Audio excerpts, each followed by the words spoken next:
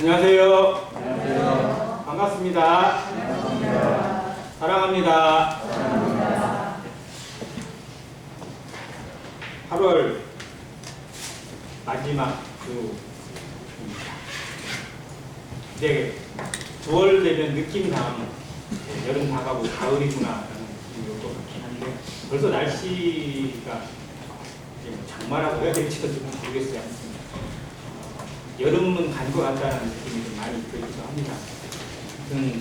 가을은 모든 이의 마음속에, 특히 농부의 마음속에 또 무엇인가를 뿌리고 가꾸는 모든 사람의 마음속에 정말 흐뭇함을 주는 그런 계절입니다. 하나님께서 이 가을을 통해서 우리에게 심어주시는 영적 의미가 정말 많습니다. 우리 삶에 가을을 준비해야 합니다. 우리가 지금까지 삶이 뿌리고 또 거두고 가꾸고 또 다듬었다면 이제 그것을 어떻게 거두게 하실지 기대하는 마음, 그런 기도가 필요합니다. 마지막 때가 되었습니다. 하나님의 창고에, 하나님의 독간에 이제 모든 것이 들어갈 때가 다가오고 있습니다. 우리의 것이 마무리할 때가 되어가고 있습니다. 우리의 삶이 마무리되고 세상이 마무리될 때가 점점 다가오고 있습니다. 우리의 것을 다시 한번 돌아보고 우리의 신앙이 어떠한지, 정말 우리의 삶이 어떠한지, 또 우리는 정말 하나님 앞에 정말 제대로 걷고 있는 것인지 늘 두려움과 떨림으로 자신을 돌아보면서 정말 우리 삶을 통해 하나님이 거두실 것이 무엇인지, 하나님께 돌려드릴 영광이 무엇인지 계산하고 주님 앞에 상달되어지는 한 시간이 되기를 간절히 바랍니다. 오늘 제목을 잡기가 참 되게 애매했는데요. 종교인가 신앙인가 이렇게 잡아봤거든요. 개인 신상 명세서를 기록을 할 때 종교란이 있습니다. 그러면 저희들은 이제 기독교라고 이렇게 다 기록을 합니다. 한때 좀 유명했던 일화 중에 하나가 서울대생인데요.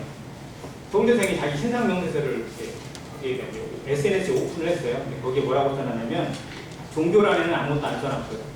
취미란에 기독교라고 써놨어요. 그래서 좀 질타도 받고 또 그 서울대생이 그렇게 썼다는 것에 대해서 여러 가지 말들도 참 되게 많았어요. 여러분 그 느낌이 어떻게 오세요? 취미를 기독교로 써놨어요. 그만큼 기독교가 세상에서 무시받고 조롱받고 있는 것을 그대로 보여주는 한 단례입니다. 저는 종교란에 기독교라고 쓰는 것도 솔직히 어떻게 보면 조금 좀 꺼리낌 없잖아 있어요. 여러분 아마 그럴 느낌을 좀 받으실 것 같긴 한데 기독교는 종교입니까? 종교란에 쓰긴 쓰지만 여기 종교가 뭐냐고 물으지만 기독교라고 얘기는 하지만 기독교는 엄밀히 말하면 종교가 아닙니다. 기독교는 뭐예요? 신앙입니다. 그래서 오늘 기독교를 왜 종교가 아닌 신앙이라 하는지, 그리고 두 번째는 과연 구원받은 성도로서 나는 종교인으로 살아가는지 신앙인으로 살아가는지 자신을 한번 돌아보는 시간이 되기를 간절히 바랍니다. 믿지 않는 자들, 또 처음 교회에 나오신 분들이라면 왜 기독교는 종교가 아니라고 하는지, 종교와 신앙의 차이가 무엇인지 한번 생각해 보시고, 성도들은 나는 정말 종교인의 삶을 살고 있는 것인지 신앙인으로서 살아가고 있는 것인지 한번 자신을 비춰보는 한 시간이 되기를 바랍니다. 대한민국에 정말 교회가 많은데요. 서울에 이름이 좀 특이해서 제가 기억은 하는데 베이직 교회라고 있습니다. 혹시 들어보신 분 계세요? 베이직 교회. 영어로 써 있어요. BASIC. 기초라는 단어잖아요. 이게 베이직 교회라고 돼 있어요. 이 교회에 심무하는 담임 목사가 유명한 사람입니다. MBC 뉴스데스크에서 아나운서를 했던 조정민 아나운서가 목사가 되어서 이 교회를 열고 지금 심무를 하고 있어요. 좀 나이가 있으신 분들하면 조정민 아나운서 목소리나 이런 인상을 아마 기억하실 거예요. 이분이 전형적인 불교 아주 강권 신자였는데 정말 특별한 인연으로 한 분을 만나요. 돌아가신 그 화용조 목사님을 만나서 자신이 가지고 있던 모든 사상이 깨지게 되고 기독교에 대해서, 예수에 대해서 새롭게 듣게 되고 기독교로 들어오게 됩니다. 그리고 온누리교회에서 같이 섬겨요. 온누리교회에서 같이 신앙생활을 하고 섬기다가 이제 하나님의 소명을 받고 목사 안수를 받고 개척을 해서 나온 교회가 이 베이직 교회입니다. 그가 쓴 책 중에 하나가 왜 예수인가라는 책이 있어요. 저도 읽진 않았는데 그 내용을 누가 설명을 해주는데 거기에 이런 말이 있습니다. 만약 기독교가 종교라면 난 절대 여기에 들어오지 않아. 기독교는 종교가 아니다. 기독교는 예수 자체다. 기독교는 신앙이다. 그래서 나는 이 길을 간다. 라는 내용이 있습니다.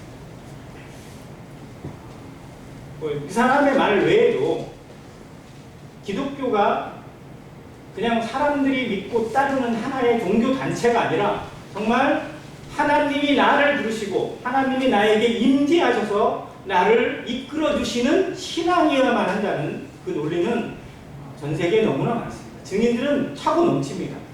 그런데 구분을 잘 안 해요. 그냥 똑같은 종교의 하나로 치부하고 또 같은 것 개념으로 칩니다. 그래서 종교의 종류하면 뭐 불교, 천주교, 기독교, 이슬람교 그 중에 그냥 하나로만 생각을 해요. 다 똑같다고 여깁니다.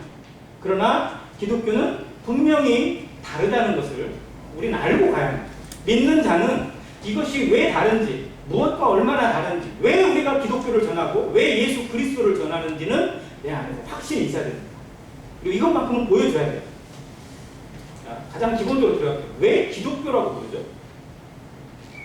기독교라는 이름의 뜻이 뭔지 아세요? 기독교라고 되어 있잖아요. 자, 영국이나 미국이나 여기 가면 기독교가 안 부르죠. 거기는 그리스도교예요. 예수 그리스도를 믿는다고 해서 그리스도교인데요.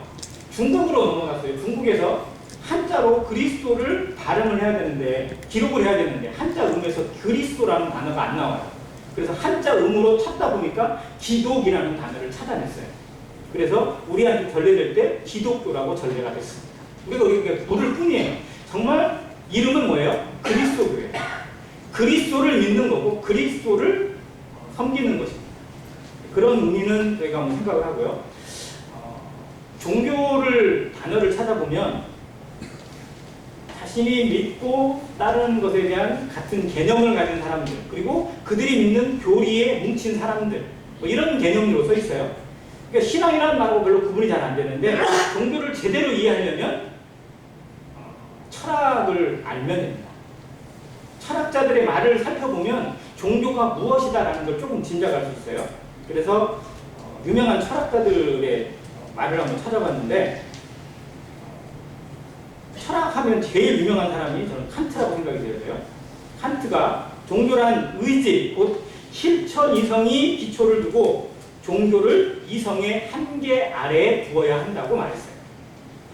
말이 어렵죠? 근데 이게 무슨 뜻이냐면 종교는 실천 이성, 즉 사람이 가지고 있는 자기의 이성 아래에 존재해야 된다라고 하는 거예요.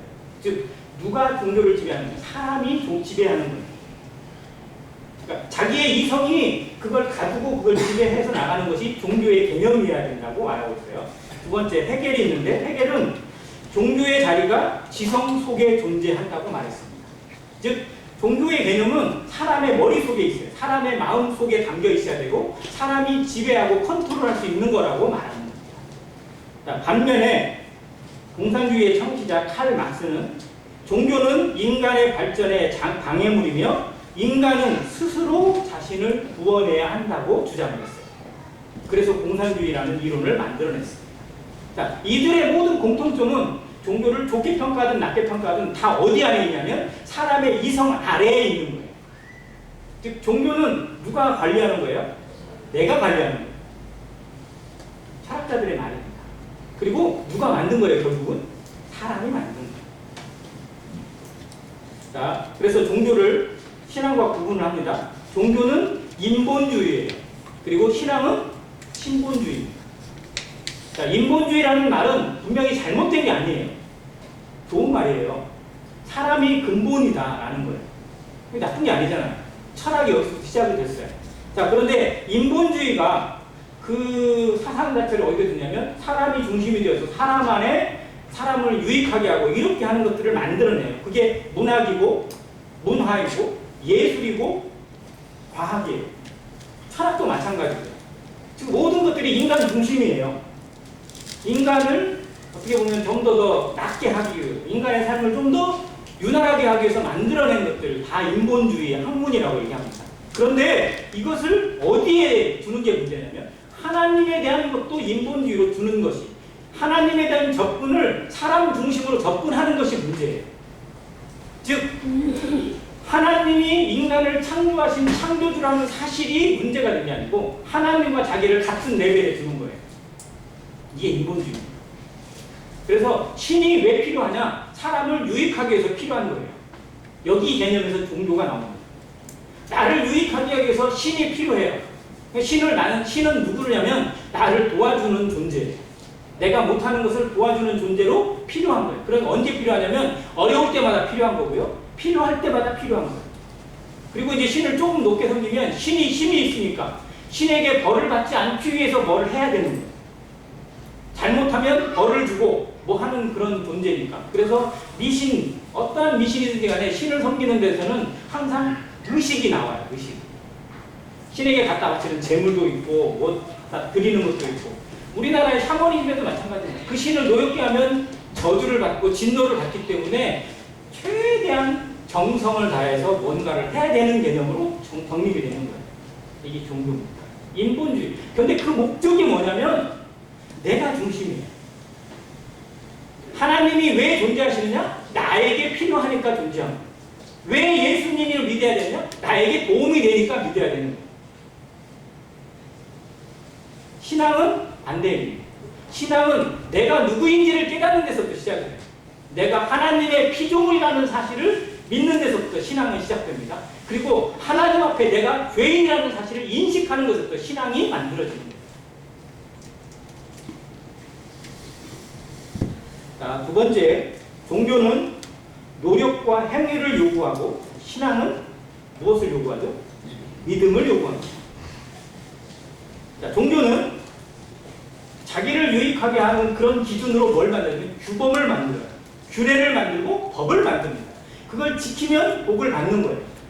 그래서 노력을 요구합니다. 그 기준에 도달하기 위해서.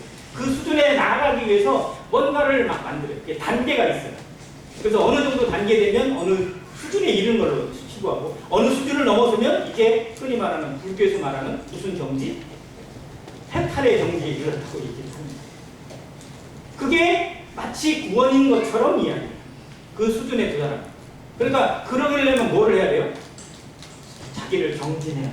수련을 해야 돼요. 그리고 그걸 위해서 뭐 시간도 내야 되고 돈도 내야 되고 뭣도 내야 되고 뭣도 해야 돼요. 자기를 고행에도 내야 되고 뭔가의 어려운 가운데도 자기를 항상 내야 돼요. 뭔가를 해야 돼요. 요구해요. 그걸 하지 않으면 저주가 있고 그걸 하지 않으면 안 되는 것처럼 가르치는 겁니다. 그래서 종교에 귀의되어 있는 사람들이나 이런 사람들은 항상 뭔가에 도달하기 위해서 열심히 해요. 그러니까 모습 자체로는 나쁘지 않아요.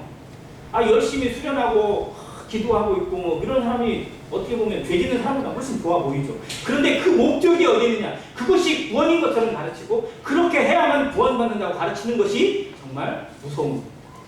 반면 신앙은 할 수 없는 존재라는 걸 깨닫게 하시고 어떻게 하시는 거예요?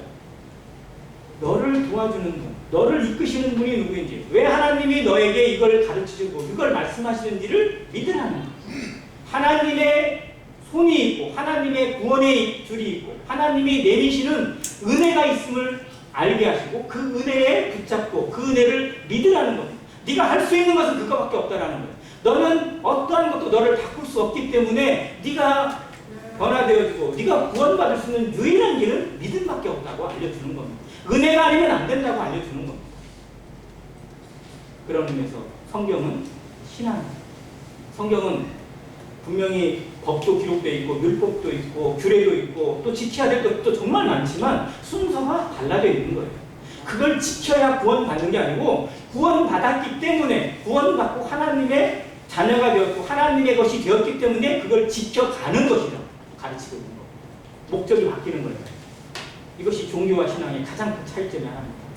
다음, 이걸 이제 구원의 문제로 들어가게 되면 종교는 주어진 율법과 규례를 지키고 선을 행해야만 구원에 나아갈 수 있다고 합니다. 그래서 스님들이 목탁 부대면서 제일 많이 하는 말 뭐예요? 뭐라고죠? 적선하세요 하잖아요. 적선. 나무하면 생각하면 너무 집에 들어가가지고 두드리고 딱 하면 뭐라고 그러세요? 적선하세요 해요. 이게 뭐예요? 적선하세요가? 싸울 적자, 선할 선자. 선을 쌓으세요라는 거예요.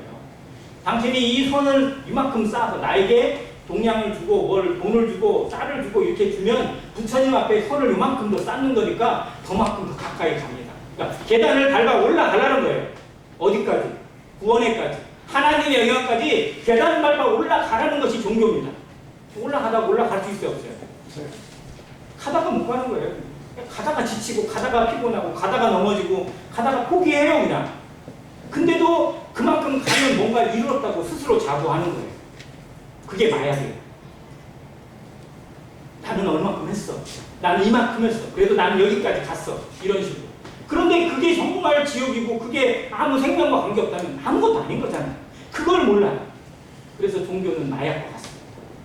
반면 신앙은 내가 올라갈 수 없는 거니까 어떻게 하신 거예요? 위에서 그냥 둘이 내려온 거예요. 위에서 길이 내려오는 거예요. 그걸 붙잡고 가는 거예요. 은혜가 아니면 하나님을 주시는 사랑이 아니면 그걸 믿는 믿음이 아니면 구원받을 수 있는 길이 없다고 가르치는 겁니다. 그걸 알려주시는 것이 성경이에요. 내가 곧 길이요 진리요 생명이니 나로 말미암지 않고는 아버지께로 갈 자가 있느니라 없느니라. 없느니라. 인자에 온 것은 잃어버린 자를 찾아 구원하려 함이라고 말씀하셨어요. 하나님이 예수 그리스도를 보내신 이유가 뭐냐?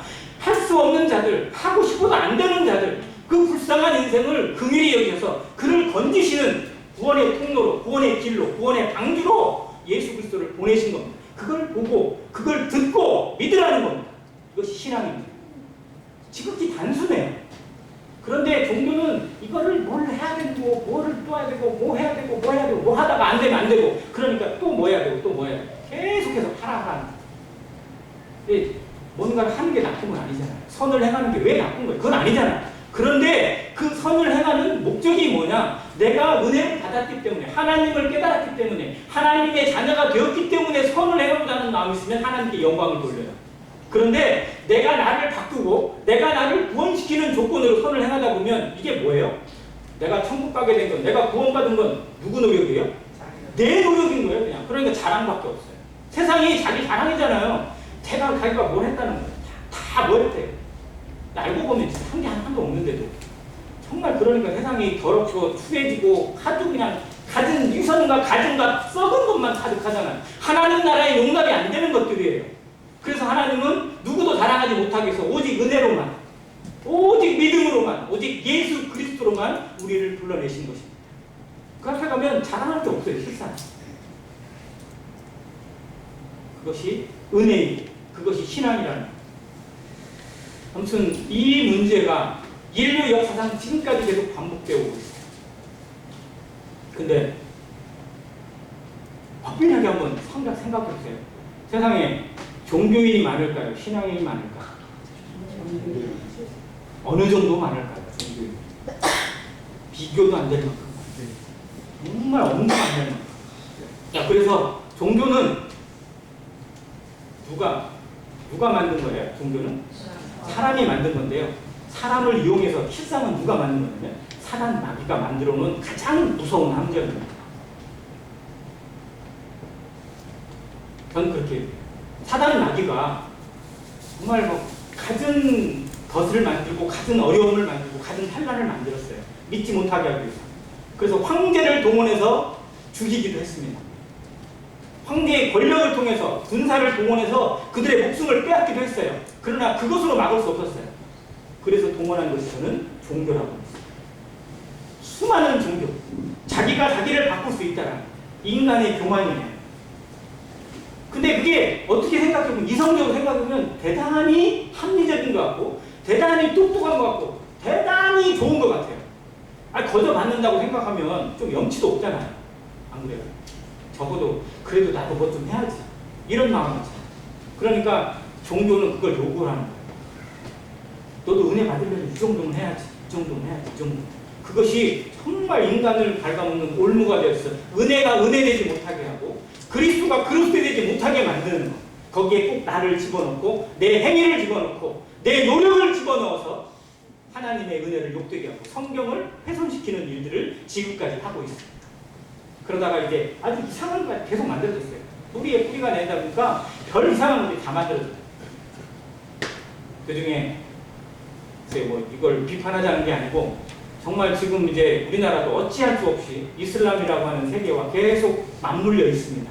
전 세계가 맞물려 있고요. 만나고 싶지 않아도 만날 수밖에 없고 부딪히고 싶지 않아도 부딪힐 수밖에 없는 상황이 계속해서 만들어질 겁니다. 이슬람의 경전을 뭐라고 하죠? 쿠란. 거기서는 꾸란이라고 부르는데 우리는 코란이라고 부르죠. 아무튼 이 꾸란에는요.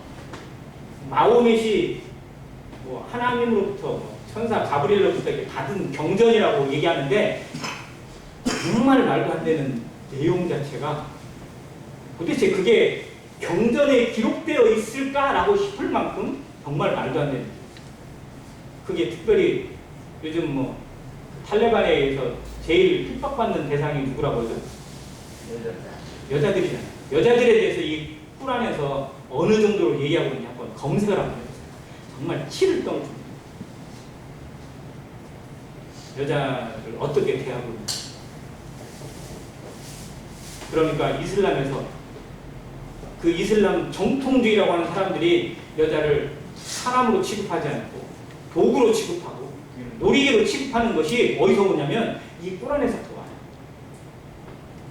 이 코란에는 기독교도들을 수단과 방법을 죽이지 않는 것을 하나님의 뜻이라고 기록을 해놨어요. 기독교. 정말 무서운 정도고. 이슬람이 갈수록 세력이 왕성해지고 있고 그 세력 자체가 커지고 온 세계를 덮어간다는 것 자체가 실상은 마지막 때라고 저는 믿습니다. 그들이 세상에 판을 치고 있는 그 세계에서는 선교 자체가 불가능해요. 세상에 마지막까지 선교가 전해지는 하나님의 역사를 정말 틀어막기 위해서 이슬람을 이용하고 있다는 사실을 우리는 기억해야 됩니다. 그래서 이건 영적 싸움이에요. 하나님의 때가 정말 어디에 끝인지 우리는 이 시대에 보고 있습니다. 마지막 선교의 관문이라고 얘기하고 선교의 마지막 종착역이라고 부르는 대한민국에도 이게 이슬람이 정말 뿌리를 내려놓고 있는 그런 시대에 왔어요. 이제 정말 영적 싸움이 정말 우리 피부로 다가오고 있는 시대에 살고 있습니다. 그나마 전라도는 조금 낫죠. 경기도나 서울에 가보면요. 그게 너무 흔해요. 그래서 정말 그 세계를 제대로 알지 못하면 우리의 복음, 우리의 믿음 온전하게 지켜낼 수도 없고 전할 수도 없는 그런 시대가 분명히 온다는 사실을 알아야 돼요. 종교가 이 신앙을 가로막고 복음을 가로막는 사단의 마지막 무기가 된다는 사실을 기억하시고 정말 내가 전하는 이 신앙이 얼마나 소중하고 귀한지 내가 받은 은혜가 얼마나 기적 같은 것인지 이걸 귀하게 여기고 정말 이걸 모르는 자들에게 제대로 알려주고자 하는 마음으로 우리를 준비시키시기 바랍니다. 자, 이제 종교인과 신앙인에 대해서 조금 이야기를 하겠습니다. 자, 종교와 신앙은 그런 면에서 구분이 되어져요. 종교로는 자기 자신의 노력과 의지로, 힘으로, 그리고 열성으로 구원받아야 된다고 가르치는 것. 그래서 우리 입장에서는 정말 이건 아니다라는 걸 분명히 알아요. 깨달아요. 그래서 신앙으로밖에 구원받을 수 없다는 사실, 믿음으로밖에 구원받지 못하는 사실 우리가 압니다. 그리고 그걸 통해서 우리가 구원받았어요. 그런데 구원받은 성도도 종교인이 될 수 있을까요? 없을까요? 얼마든지 있다는 사실. 믿는 자의 모습에서 종교인의 행태가, 종교인의 습관이 얼마나 자주 나오는지, 나는 어떠한지 한번 생각해 보시기 바랍니다. 자, 종교인과 신앙인의 차이를 누가 이렇게 얘기했어요. 종교인은 자신을 사람들이 알아주기를 바라는 사람입니다. 내가 믿는다. 내가 어떻게 믿고 어떻게 행동하는 것인지를 알아주기를 바라는 사람이 종교인이에요. 즉 관점이 자기를 비추는 관점이 누구에게 있는 거예요? 사람에게 있어요. 사람에게 보이는 흔히 인왕이라고 부르는 그 모습이 종교인입니다. 반면 신앙인은 누구에게 보이는 거예요? 하나님에게 보이는 거예요. 하나님 앞에 서 있는 나. 하나님이 나의 중심을 아시고 나의 모든 것을 다 아시는 그 하나님 앞에 서 있는 태도, 이것이 신앙인의 자세입니다. 자, 사람은 나를 다 알아요, 몰라요? 내 속을 알 수 있어요, 없어요? 모르죠. 그러니까 얼마든지 속일 수 있어요.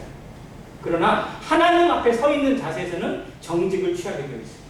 위선이 아니라, 가식이 아니라 정말 정직한 자세로 살고자 하는 것, 그걸 계속 지켜가는 것, 그걸 통해서 자기를 깨뜨리는 것. 하나님 앞에 나는 여전히 약하고 여전히 죄인이고 여전히 무너지는 존재라는 사실을 기억하고 그 앞에 엎드리는 겁니다.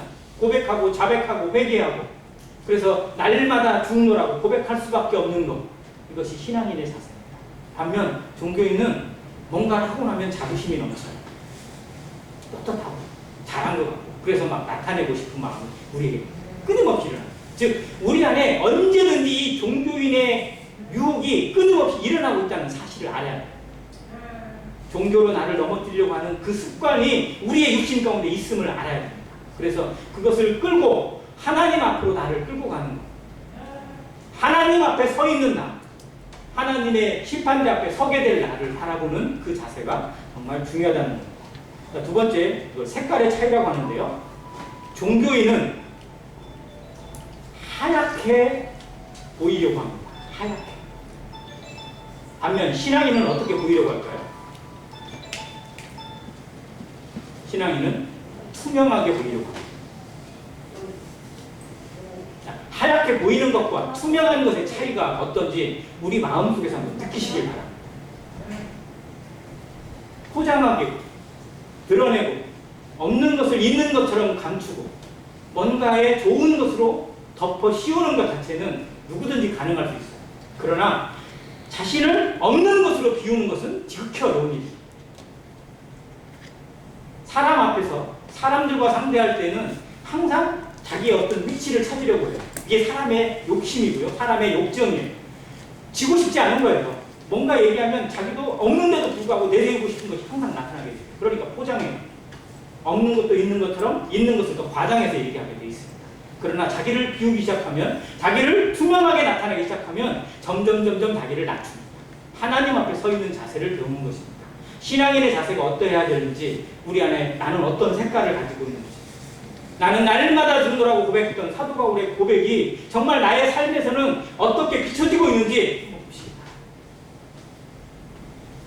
세 번째, 목표의 차이라고 합니다. 종교인은 큰 일을 하려고 합니다. 뭔가 돋보이는 일을 하려고 합니다. 성과를 내려고 합니다. 그래서 일 중심이, 사업 중심이, 뭔가를 했느냐 못했느냐, 뭔가를 얼마나 달성을 했느냐, 그래서 그걸로 자기를 평가받으려고 하고 자기를 평가합니다. 반면 신앙인은 무슨 중심일까요? 관계 중심입니다. 하나님과의 관계가 어떠한지 그게 문제예요. 사람과의 관계가 어떠한지 중요해요. 우리는 실수할 수도 있고 넘어질 수도 있습니다. 실패할 수도 있고 낙망할 수도 있습니다. 그러나 그것이 모든 것이 하나님과의 관계를 지켜가는 하나님의 위로가 되기를 바랍니다.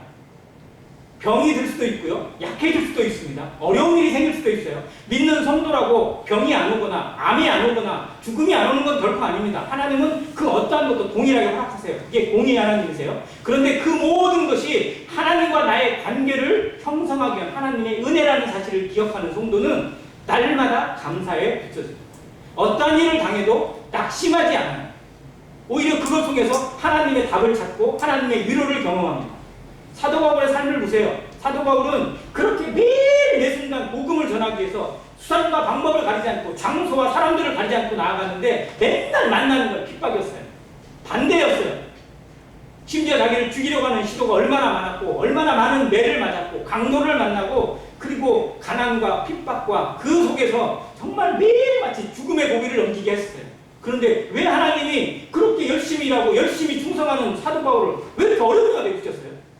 왜 우리 가운데 정말 믿음에 신실하게 있고 그런 성도들에게 복을 주지 못하고 왜 더 어려움이 있고 건강에 어려움도 생기고 왜 힘든 일을 하나님 허락하실까요? 그건 오히려 하나님만을 바라는 신앙, 하나님 안에 소망이 있다라는 것. 세상에 소망이 없고 오직 하나님만 바라는 믿음이 무엇인지, 하나님이 그 인생을 어떻게 이뤄가시고 어떻게 열매를 거둬가시는지 보여주시기 위한 간증으로 그를 택하셨다라는 겁니다. 그래서 사도 바울이 얘기하는 거예요. 나의 나 된 것은 하나님의 은혜로 된 것이니 내게 주신 하나님의 은혜가 헛되지 아니하여 내가 모든 사도들보다 더 많이 수고하였으나 내가 아니요 오직 나와 함께 하신 하나님의 은혜로라. 우리 삶이 이 고백을 하게 되길 바랍니다. 무슨 일을 했든지 간에 가장 중요한 건 하나님과 나의 관계입니다. 하나님과의 밀접한 관계가 유지되고 교제가 이루어지고 동행이 이루어지는 성도라면요, 건강에 어려움이 있든 무슨 일이 생기든 간에 낙심하지 않아요. 우리의 표대가 분명히 보이고 우리의 모양이 바로 보이는 성도는요, 그 어떠한 일을 당해도 무너지지 않습니다. 요동하지 않아요. 그런데 일 중심이 되게 되면, 일이 잘 되면 막 흥황하고, 일이 조금만 안 되면 낙심하고 원망하고 불평합니다. 우리가 신앙을 통해서 하나님을 만나고 신앙을 통해서 성령을 소유했음에도 불구하고 여전히 종교인으로 살아갈 수 있는 가능성이 얼마나 많은지 우리 자신을 통해서 보시길 바랍니다. 그래서 일이 잘 되고 안 되고가 아니라, 건강하고 건강하지 않고가 아니라 정말 하나님의 답이 있고 하나님의 뜻이 내 안에 서 있다면 우리는 행복자입니다. 우리는 정말 복된 인생이고 정말 능력자예요. 성령의 사람이고 하나님의 사람입니다. 이것을 우리 가운데서 온전히 붙잡는 안행교회 성도가 되시기를 간절히 바랍니다. 마지막으로 성숙의 차이입니다.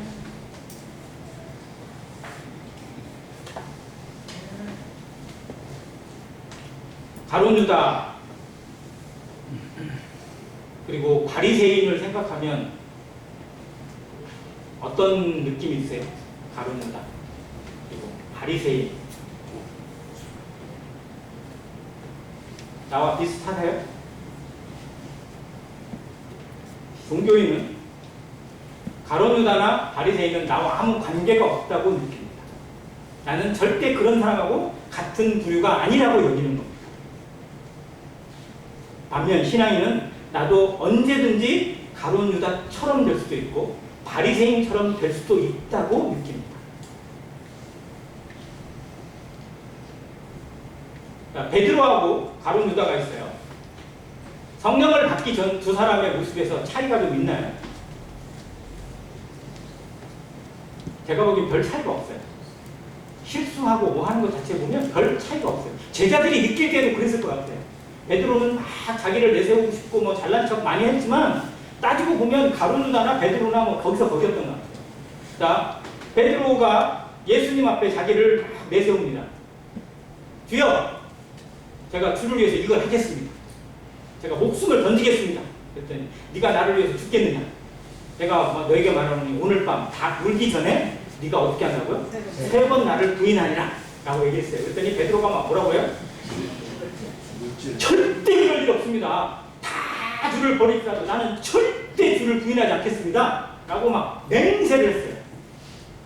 자, 그러면 가룟 유다는 그 앞에서 제자들 중에서 가룟 유다가 맡은 게 뭐예요? 뭐를 맡았어요? 재정을 맡았어요. 회계를 맡았어요. 그만큼 어느 정도 좀 영향력 있던 제자였다는 거예요. 그런 위치 가운데 있었어요. 자, 그 유다가 마음에 예수님을 팔 생각을 가지고 예수님을 팔았어요. 그리고 예수님 앞에 뭐라고 얘기했냐면 주여 내니일까? 라고 그냥 염치 없이 물어봐요. 근데 옆에 있는 제자들이 제가 예수님하고 하는 얘기가 뭔 얘기인지 잘 모를 정도였어요. 왜? 설마 가룟 유다가 예수님을 팔 거라고 생각을 안 했으니까. 그랬더니 네 일을 하라 라고 하니까 나가요. 근데 예수님은 이제 내게 맡겨진 그대로 해라 라고 하는 뜻인데 제자들은 돈꾀를 맡았으니까 돈 가지고 뭐 처리하러 갔나 보다 이 생각만 한 거예요. 그러니까 거기서 보면요, 가룟 유다나 베드로나 어떻게 보면 정말 차이가 없어요. 자, 그런데 그날 실상 드러나고 보니까 가룟 유다는 자기 마음에 품은 대로 예수님을 팔았어요. 대제사장과 그 무리들에게 돈 받고 은 30을 받고 예수님을 팔아 넘겼어요. 그리고 예수님 앞에 찾아와서 사랑하시는 분 앞에 마치 인사하는 것처럼 입맞춤을 하고 이분이 예수님이다 잡아가면 된다라고 표시를 보여줬어요. 자, 그랬던 베드로, 그랬던 가룟 유다. 그리고 베드로는 맹세하고 정말 죽을지언정 절대 주를 부인하지 않겠다고 맹세하고 몇 시간이나 지났을까요? 자, 예수님이 체포된 게 언제예요? 낮이에요, 밤이에요? 밤에 체포됐어요. 그리고 베드로가 예수님을 부인한 건 언제예요? 새벽이에요. 그럼 몇 시간 지났어요? 한 4시간이나 6시간 지났어요. 길어봐야 6시간. 그러니까 그의 죽음을 걸고 맹세한 맹세가 몇 시간 갔다고요? 하루도 못 갔어요. 6시간도 안 갔어요. 그리고 어떻게 했어요? 몇 번 부인했다고요? 그냥 3번 부인했어요. 3번 부인했다는 거는 진짜 완전히 부인했다는 거나 마찬가지예요. 한 번은 혹시 실수로 받을지 모르지만 3번이나 부인했다는 건 더 이상 핑계가 안 돼요. 그러니까 그러면서 보면 베드로나 가룟유다는 뭐가 달라요? 그러니까 베드로가 자신이 그렇게 무너질 거라는 건 자기도 몰랐을 거예요. 그러니까 우리도 그래요. 우리가 정말 신앙 안에 머물리고 감사에 머물리고 축복 가운데 정말 은혜 가운데 머물면 내가 설마 이렇게 되겠어? 내가 설마 이러겠어? 라고 하는 마음을 가질지 모르지만 언제든지 우리도 무너질 수 있다는 사실을 기억하시기 바랍니다. 사람은 믿을 대상이 못 돼요. 나 역시 마찬가지입니다. 우리는 언제든지 넘어질 수 있을 뿐만 아니라 주를 대못을 박을 수도 있어요. 주님 앞에. 나는 정말 주님 앞에 대못 받은 적 없습니까? 주님의 마음을 아프게 하고 하나님의 마음과 정말 거꾸로 가는 일을 지금까지 한 번도 하신 적이 없으세요? 한번 우리 삶을 돌아보시기 바랍니다. 얼마나 많은 순간에 나의 자존심으로 인해서 형제의 마음을 찌르고 또 교회를 어렵게 하거나 또 하나님의 마음 가운데 대못을 박은 적은 없는지, 내 자존심이 뭐라고, 예수님은 그것마저 다 버리고 나를 살리셨는데 나는 그거 하나를 못 버려서 얼마나 많은 어려움들을 끼쳤는지, 얼마나 많은 자들에게 상처를 주고 얼마나 많은 자들에게 못 오게 말을 했었는지, 그거 보면 나도 베드로랑 다를 바가 없더라고요. 도마하고 비교할 대상도 못 되더라고요. 그걸 생각하는 것이 신앙입니다. 그래서 언제든지 자백하고 언제든지 자기를 돌아보면서 정말 말씀 앞에 자기를 비추는 자세, 이것이 신앙인의 자세. 우리 안에 하나님께서 시작하신 예수 그리스도로 말미암아 정말 놀라운 시작을 선포하셨습니다. 하나님의 나라가 우리 안에 시작되었고 우리 안에 이루어져 가고 있습니다. 이제 그 나라가 하나님의 때가 임박한데 천사장의 호령과 하나님의 나팔과 큰 호령 가운데 예수 그리스도께서 영광 가운데 재림하실 날도 멀지 않았습니다. 이제 우리의 모든 삶을 하나님 앞에 결산하고 하나님 앞에 그냥 있는 그대로 나를 드러내 보이려면 때가 다가왔습니다.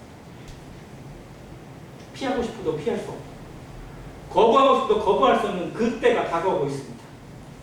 우리 신앙이 하나님 앞에 어떻게 걸어가고 있는지, 정말 마지막 때라고 입만 부르짖고 정말 엉뚱한 삶을, 종교의 삶을 살아가고 있는 모습은 아닌지 우리 자신을 들여다보면서 정말 놀라운 자백이 있고 회개가 있고 변화가 나타나기를 간절히 바랍니다.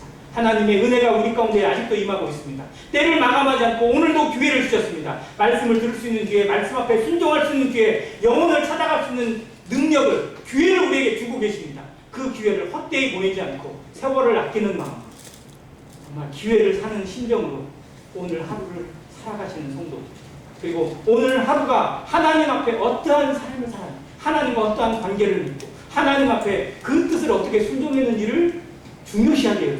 다른 사람이 어떻게 보느냐가 중요한 게 아니고 하나님이 나를 어떻게 보고 계시는지, 하나님 앞에 나는 누구인지를 온전히 생각하고 회복하는 아내의 성도가 되시기를 간절히 바랍니다. 감사합니다.